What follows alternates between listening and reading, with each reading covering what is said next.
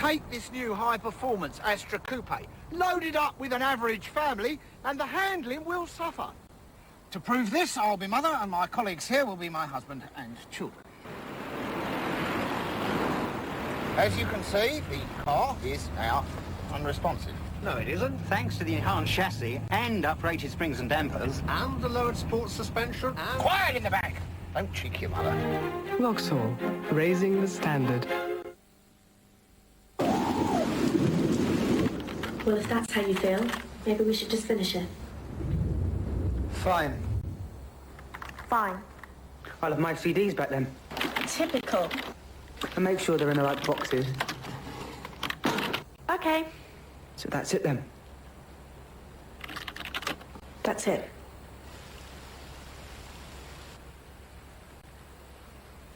Keep talking. I'll miss you. We can still see each other. Yeah. Go out now and again.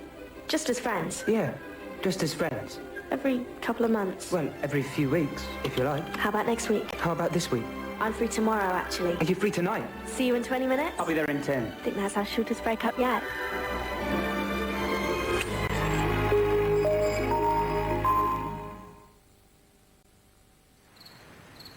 I've sometimes pondered the benefit of a 24-hour health helpline.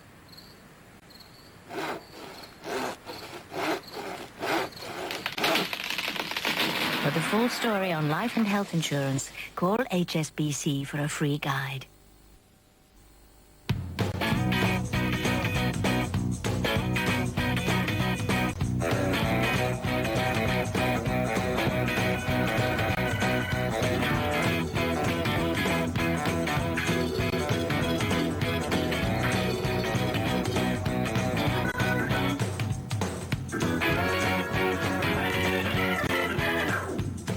From American Express has evolved. Welcome to our next generation of credit card. I want to go out tonight. Oh, it's a hassle, babe. We haven't been out in ages. This picture is still weird. And you can come tonight. Brilliant. And you'll bring all the bits. What's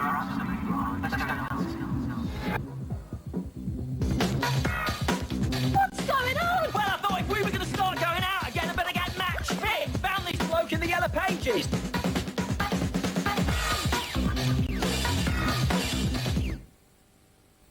It always makes me feel proud when I'm here. It's where my father came. The crowd loved him. And he loved them. This is him, gearing up before the race. Yes, he loved the whole thing.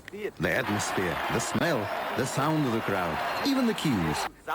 Here he is, as he made his world record. Never before has someone sold so many hot dogs.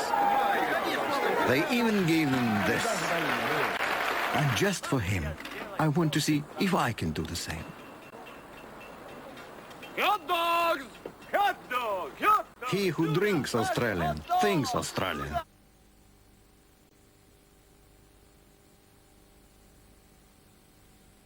Fair price or highway robbery, why petrol taxes are driving motorists mad. And the dark side of the sun, why British tourists need to beware. After this break. Know what's in there? Yeah. 2 kids and 4 of my firefighters. The rules of the team. Stick together.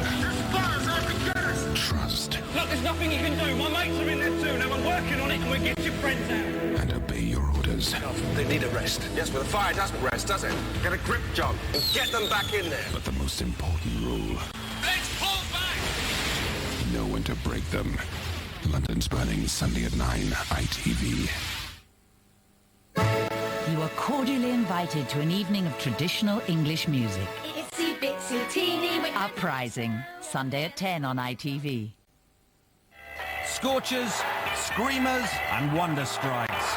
Which are your magic moments from the beautiful game? It's there! The first ever National Football Awards are coming to ITV early next season, and we need you to choose the winners.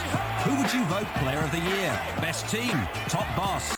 Let us know by calling 0901 2720 210 to pitch your vote. Lines are open from the 10th to the 12th of July. Get a result with ITV's National Football Awards. You know the score.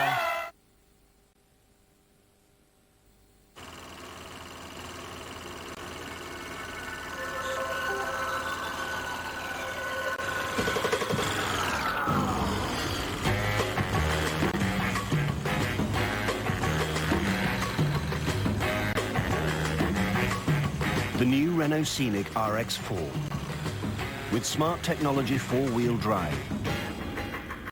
Change your scenery.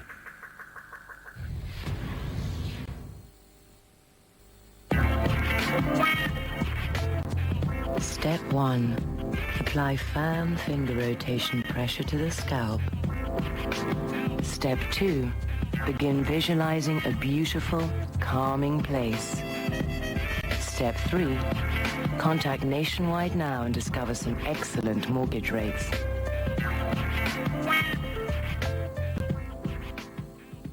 Relax. It's Nationwide. Lovely kitchen. But perhaps yours isn't this shape. No problem. And maybe you'd prefer something more traditional? No problem. You're not sure about those baskets? No problem. And you've this vague idea about something Italian? Maybe not. What you really fancy is something different, and you'd like it for half price? No problem.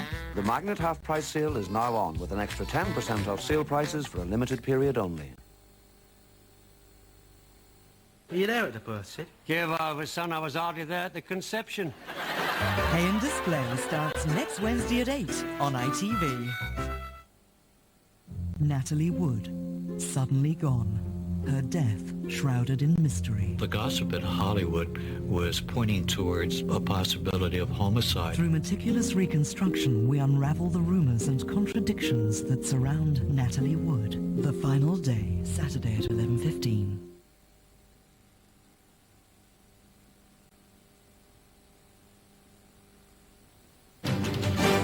Good evening, the headlines and what's coming up on the ITV Nightly News. The Prime Minister's 16-year-old son Ewan was arrested last night for being drunk and incapable. He was found in Leicester Square and gave police a false name and an old address. He was taken to a police station but was not charged. Today, Tony Blair said that although running the country was difficult, bringing up children was worse. Germany won the race to host the 2006 World Cup today, beating South Africa by just one vote in the final round. England, who worked on their bid for 3 years, were eliminated in the second round. It could now be 20 years before England stands a chance of hosting the competition. And in today's tennis, Venus outshone her sister Serena at Wimbledon. The Williams sisters fought hard for a place in the final, but having dropped her first set, Serena was soon in trouble in the second. But victory wasn't all sweet for Venus. She had to watch her sister end the match in tears. So join me for all the day's developments at 11. Now over to tonight.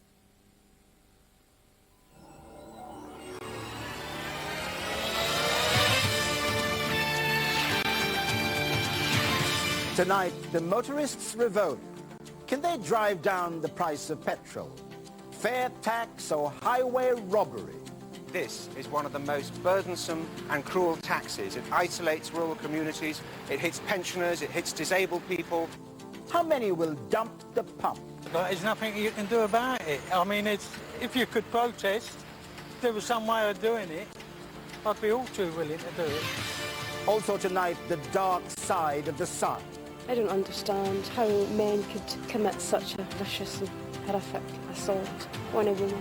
Holidays that turn to terror. It's the perfect crime. They can do it and they know they can get away with it. Makes me feel sick. And getting a shock from your statement. You have been overcharged £9,124. We named the banks that hang on to your cash. To take on average 10 weeks to resolve a complaint, where you're talking £20,000 or more, is just totally unacceptable. The stories that matter to you. Tonight, with Trevor MacDonald. The £1 litre is on the way. But is the taxman's cut too big? Good evening. 4 weeks ago, we highlighted the staggering level of tax on petrol. Since then, drivers have become even more angry, and fuel tax has become one of the most controversial issues facing the government. For every pound we spend at the pumps, the Chancellor collects around 75 pence. And combined with the recent rise in world oil prices, it means that we are now paying nearly £4 for a gallon of petrol. In a moment, we hear from both sides in the war over petrol taxes. But first, how tens of thousands of British motorists decided that enough is enough. Here's ITN's consumer correspondent Chris Choi. Suddenly, everyone's watching these prices, and it only takes a spark to make petrol highly explosive politically. That spark came a month ago, when Tonight showed how British drivers are pulverised at the pumps like nobody else in the world. This is Manchester, USA, and they're pumping gas at prices that will make you sick. This is how I clocked on for duty at a forecourt in Manchester, New Hampshire. I had a promotional offer. Would American drivers like to try British petrol? Just like they're used to, but with one added ingredient, 73% tax. No, we wouldn't tolerate it.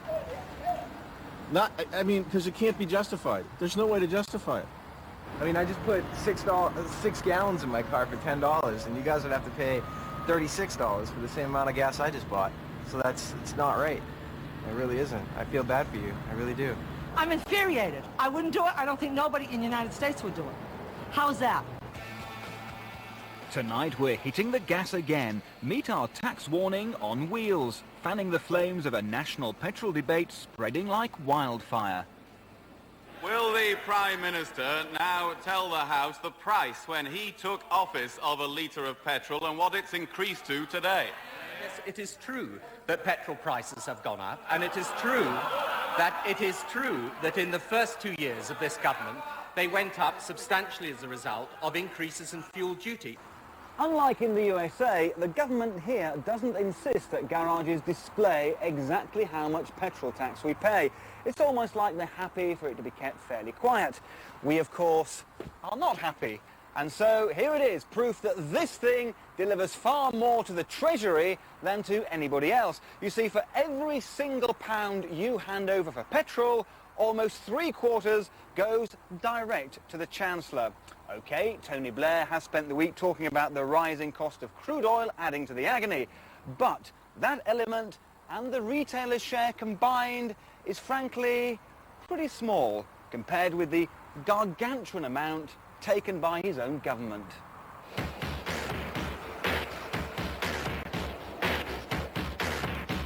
I'm astonished how the British public have tolerated this for so long. You know, with not only with the Labour government, but with Tory government before that, and dressed up as a pseudo-green tax, which it quite clearly isn't. Well, I mean, it's unfortunate that it's expensive, but on the other hand, I think we do need to cut pollution and congestion, and the only way to do it is to have a high price. And I'm prepared to pay it, and I think probably when people think about it, maybe more people will be prepared to pay it than you give them credit for. I think it's quite ludicrous, in fact, that we pay so much in tax. I mean, compared to other countries in Europe, I think the lowest, in fact, is 53 pence a litre, and here we are 85. And for the likes of myself, who lives in a semi-rural community, I've got to use the car. Petrol has been splashed across every newspaper in Britain. Petitions, boycotts, incitements to customer revolt. Tony Blair replied with his own article saying high petrol prices are good for our health, providing cash for hospitals. Many headlines were inspired by what happened in this Sheffield sitting room, home of a petrol protest website, Dump the Pump. 155,000 logged on in just 2 weeks.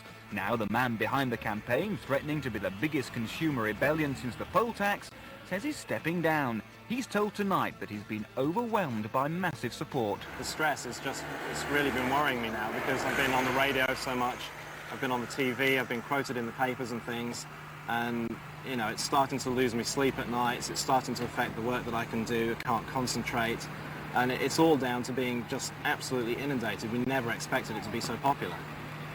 But watch this cyberspace. Organisers say the internet campaign will continue. LBC 11:52 a.m.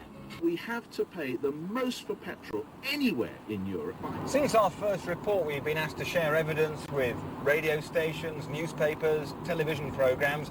Suddenly it seems everybody's talking about petrol prices. Mind you, the facts speak pretty well for themselves. Costs have doubled in a decade. In 1990, petrol cruised along at 41p a litre. It moved up a gear when Labour came to power, almost 63p. Now it's a white-knuckle ride, smashing through the 80p barrier in March, and now at 86p, it's heading for the 90s. It's all led to calls for a symbolic boycott of the pumps on August the 1st, and there are early signs of support. The response we've had to the campaign so far has been great. We started off with about 2,000 or 3,000 hits a day on the site, and that escalated to about 5,000 hits a day. When it made it into the national press, that went up to between 10,000 and 15,000 hits a day, and that was when we started to get the emails as well.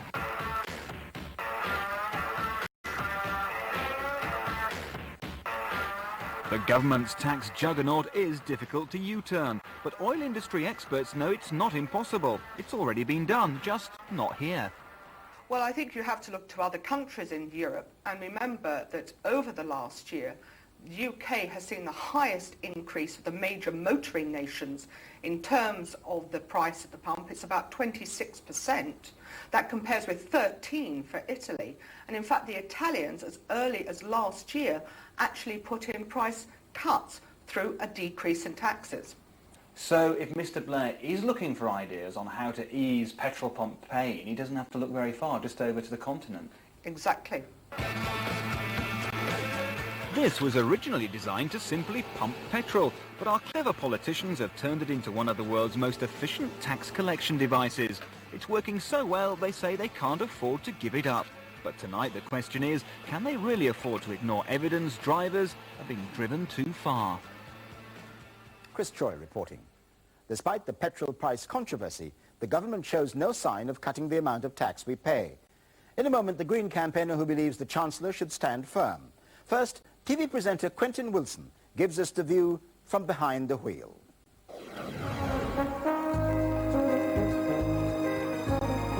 The price of petrol has developed into a full-blown national scandal, the secret rip-off in Rip-Off Britain. But for once, the villains aren't the oil companies, it's the government. As for the victims, well, they're ordinary, hard-working, law-abiding people. The motorist, you and me, in other words. Cabaret duo Kim and Dave now can't afford the petrol to get to their regular gigs. Elizabeth ferries foster children around, but her mileage allowance won't even cover her petrol costs. The Rutters have to stay at home because their budget won't stretch to family trips out in the car. Amazingly, it's now cheaper for John to fly to the Canary Islands to surf rather than drive to Cornwall. And Father John is having trouble affording the petrol for daily visits to his parishioners. The greatest irony of all is this is a tax which hurts the less well-off worst of all. We've all heard the stories of people now paying more in petrol duty than they do in income tax. But for many, the car can no longer be a form of pleasure or social interaction. A trip to the shops every week is the most you can afford. As the price of petrol keeps going up, so we've got to restrict more and more what we do with the car. And the car has to be kept in the garage because we can't get out with it. We can't afford to go out with it. We look upon the car as a necessity for us to do normal things, you know, like the shopping and getting from A to B. I restrict it to about £20 a week. It costs me now, but it's got for the £20 now, I get half the petrol I used to get. So I can only go half as far. We have daughters in Derbyshire, 120 mile away. We used to visit them fairly regularly. But now we just can't afford to go that far. We just hope that they'll come and visit us. A lot of bus trips for the pensioners that we used to go on, they've been curtailed because the prices of the petrol and various things have gone up so much that the pensioners' clubs can't afford to hire the buses to take them on the trips out. So what happens to the mountain of money that the government raises every year from petrol duty? Well, it might surprise you to know that the 29 billion the Treasury earns from petrol duty and VAT, just under 5 billion goes on roads and public transport, which is why in this country we have some of the worst roads in Europe and a public transport system that is crumbling to the touch. And here's the thing, for many, many people out there, public transport is neither practical nor affordable. I need to use my car on a regular basis because I have a little boy who is dyspraxic and he has severe learning difficulties and he has a lot of appointments to go to. I did try to give up using the car for about 3 to 4 weeks. I just got wet, the buses were late, they weren't particularly clean, there was people on there that had been drinking, there was groups of youths on there that were abusive to other passengers, the fares were too high, there were you would get somewhere too early or too late. They weren't any good at all for my kind of life and my lifestyle. Financially, the cost of petrol is a strain on our budget. I don't use my car anymore for nipping to the shops. I don't use my car to go to work in. I don't think it's a luxury. It is absolutely a necessity. And it's just now a household bill that unfortunately is getting higher and higher. For me, the most galling thing of all is that for every extra penny we pay for fuel, we have to pay again because it's added to everything we buy in the shops. High petrol prices increase inflation and the cost of living. And many small businesses are now struggling. They either pass on their extra costs to the consumer or make redundancies. Last year we paid in the region of £52,000 on fuel, of which 40,000 goes directly to the government. In duty? In duty alone. As a consequence of that, I've had to look at the manpower. I've made 2 redundancies, and I simply cannot invest in new vehicles, equipment, the things that small businesses really need to survive. And how does all this make you feel? Very annoyed. Very, very annoyed. The government insists high fuel duty is to discourage us from using our cars to reduce pollution. Yet with catalytic converters, car emissions go down 90%. But as far as I'm concerned, the real polluters aren't cars at all. They're diesel buses and HGVs. There are just 2 words to describe this whole petrol palaver, and they are monstrously unfair. It should be to this government's eternal shame that they are bankrolling their treasury by penalising and hurting innocent, hard-working people. Angry, I could scream. While drivers like him may be angry, others believe that petrol taxes are set at the right level. Green campaigners say high fuel prices protect the environment and will benefit future generations. But can they persuade the rest of us? Our next report is by Andrew Davis from the Environmental Transport Association. Talk about Mission Impossible. If ever there was one, this is it. I've got exactly 5 minutes to convince you that paying high fuel taxes is a good thing. Not easy, but here goes. When fuel costs are low, pollution is high, and the first to suffer are children like 4-year-old Aaron Shorter. On the days when the traffic's really heavy in this area, you can smell it and you can taste it. And when Aaron gets bad with his asthma, he'll be short of breath and he'll start coughing, and the coughing goes on to the extent where his eyes start watering. He can't stop coughing, and he'll cough and cough until he's choking and actually ends up being sick. 1 in 7 kids in Britain now suffer from asthma, and parents like Tracy don't buy the excuses of motorists. You can tell that some of these people are not just travelling to work, they're just making a short journey, and sometimes that does make me really angry. It's a menace, this choking, eye-watering smog. OK, so we're never going to see the smogs of the 50s again. But here's the truth. If car emissions came out of the dashboard, none of us would drive. So why is it OK to pump the same fumes out the back? The government's own statistics show, and I think this is absolutely amazing because people don't get up and scream about it, that between about 16 and 24,000 people a year in the United Kingdom die prematurely because of air pollution, because of particulates in air. Now, you know, I mean, if 24,000 people were dying from E. coli poisoning, there'd be royal commissions and committees and the whole thing. But, you know, it comes from cars and lorries, and we need cars and lorries, don't we? Everyone knows that, so we don't want to rock that boat, so we don't say anything about it. Now, I'm not anti-car, but the facts just don't support the current poor-me attitudes of some drivers. In relation to income, petrol is half the price now it was in the 70s. It's not a poll tax on wheels because it offers choice, which the alternative of raising income tax does not. Motorists cost the public double what they give us back in tax. If we were to cut the tax rate on petrol by 5p, we'd have to add a penny to the basic rate of income tax, and we're talking about large amounts of money here. Or if we weren't prepared to raise some other tax, we'd have to cut public spending or borrow more. So there's no easy way out of this. We're raising a lot of tax revenue from petrol, and if we want to cut it for some reason, we'd have to find that elsewhere. Much has been made of the cost burden on motorists and how we compare unfavourably to the rest of Europe. All things considered, this isn't the case. There's a lot of misinformation here. We do have higher petrol prices, but we don't pay tolls on roads, and they pay tolls on roads in France and Italy. Now, when you put the misinformation to one side, you really have to ask, why is fuel taxed and at what level should it be taxed. And the reason it's taxed is because vehicles impose a lot of damage.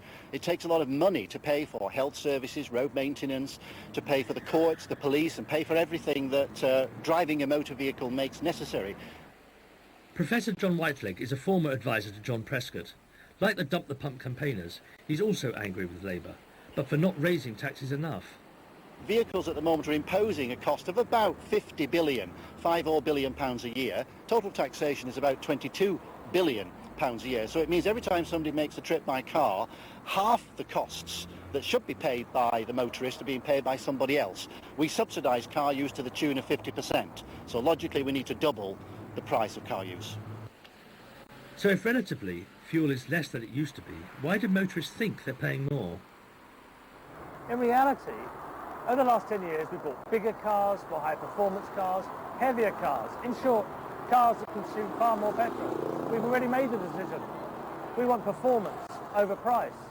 Even the humble Fiesta has nearly doubled in weight over the last 20 years, and the heavier the car, the more fuel is needed. This trend towards more powerful and power-consuming cars costs more to the weekly bill than recent tax rises.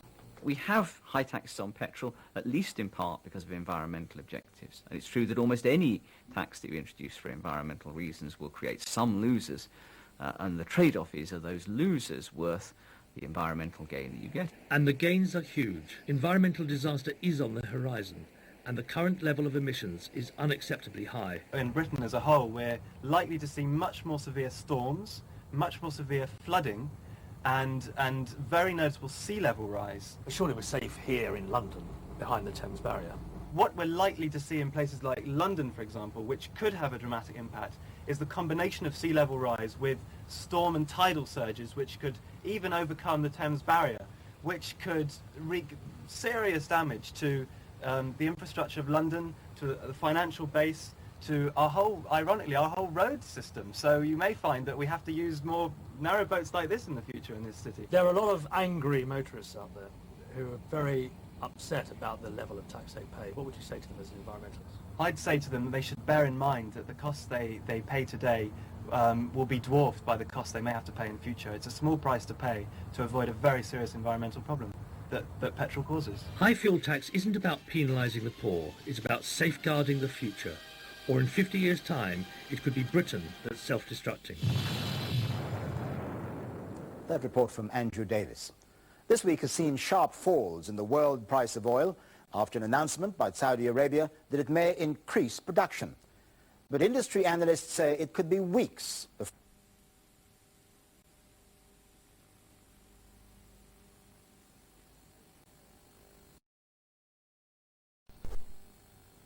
A minister's taken responsibility for their own PR, or you make it very clear that these people do not speak on behalf of an elected government.